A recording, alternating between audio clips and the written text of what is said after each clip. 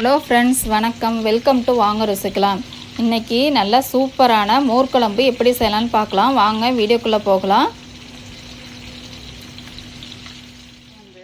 தாளித்து ஊற்றிடலாம். இதில் எண்ணெயை சேர்த்துட்டு ஜீரகம் கொஞ்சமாக வாசனைக்காக ஜீரகம் சேர்த்துங்க.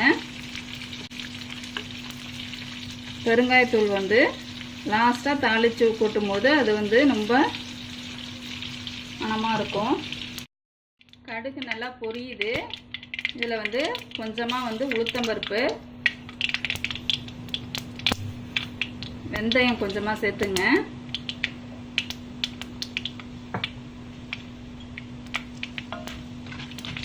சேர்த்தோன்னே பட்டை மிளகாய் சேர்த்துடலாம். நான் இதில் சின்ன வெங்காயம் எடுத்திருக்கேன். 50 கிராம் சின்ன வெங்காயத்தை கட் பண்ணி வச்சுருக்கேன். சின்ன வெங்காயம் சேர்த்தோம்னா மோர் குழம்பு நல்லா டேஸ்ட்டாக வரும்.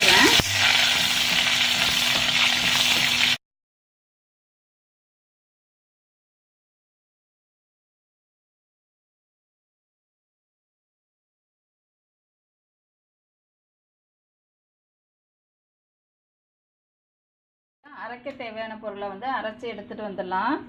இதில் 1 டேபிள் ஸ்பூன் அரிசி எடுத்துங்க. பச்சை அரிசி, புழுங்கலரிசி, எந்த அரிசி வேணாலும் சேர்த்துக்கலாம்.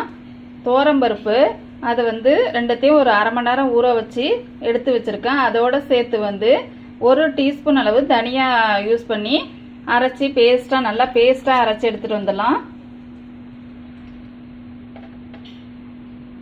இதோட நம்ம சிலுசிலாக கீனி வச்சுருக்கேன் தேங்காவை, அதையும் சேர்த்துக்கலாம்.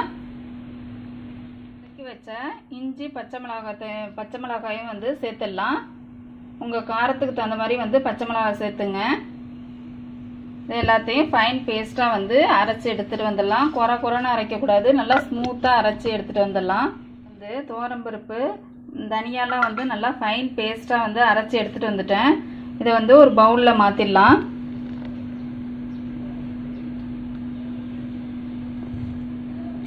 இதோட நம்ம தயிரையும் ஆட் பண்ணிக்கலாம். உங்களுக்கு குழம்புக்கு எவ்வளோ அளவு தேவையோ அந்த அளவுக்கு நான் 2 கரண்டி எடுத்துக்கிறேன்.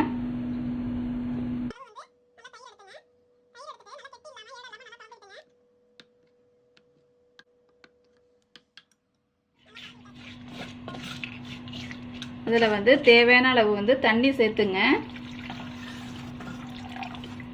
நான் இன்னைக்கு வெள்ளை பூசணிக்காய் வச்சு தான் மோர் குழம்பு பண்ண போகிறேன். இதில் வெள்ளரிக்காய், வெண்டைக்காய் எது வேணாலும் செய்யலாம். ரொம்ப டேஸ்ட்டாக இருக்கும்.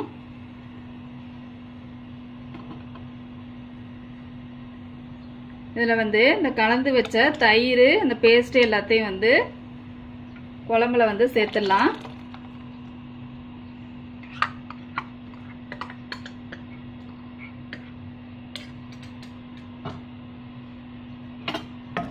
சேர்த்துட்டு நல்லா கிளறி விடுங்க.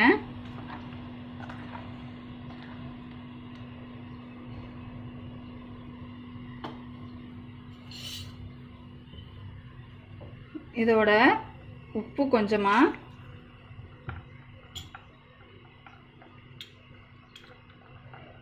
மஞ்சத்தூள் கலருக்கு தான் சேர்க்குறோம். மஞ்சத்தூள் சேர்த்துங்க, கொஞ்சமாக சேர்த்துங்க.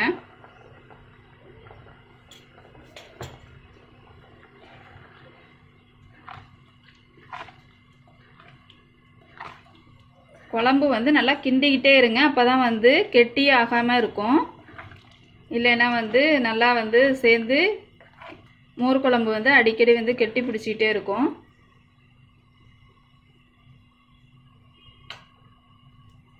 இப்போ நம்ம இதில் நான் தக்காளி ஆட் பண்ணுறேன். தக்காளி ஆட் பண்ணும்போது ரொம்ப டேஸ்ட்டு கொடுக்கும். மோர் குழம்பு ரொம்ப நல்லாயிருக்கும். தக்காளி சேர்த்துங்க.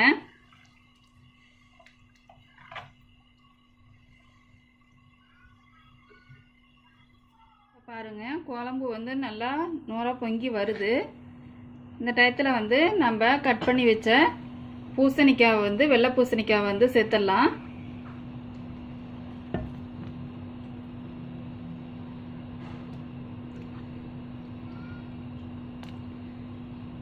மோர் குழம்பு நல்லா காரசாரமான வறுவலோட சாப்பிடும்போது ரொம்ப டேஸ்ட்டாக இருக்கும்.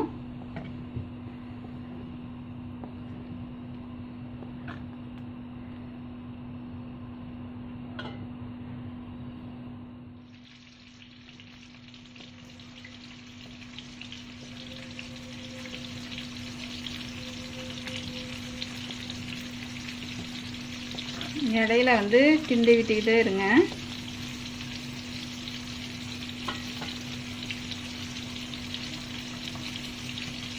மாதிரி வந்து தண்ணி சேர்த்துங்க. மீடியமாக இருந்ததுன்னா மோர் குழம்பு வந்து நல்லாயிருக்கும். ரொம்ப திக்காகவும் இல்லாமல் தண்ணியாகவும் இல்லாமல் இருக்கணும். சூப்பரான மோர் குழம்பு வந்து ரெடி ஆயிடுச்சு.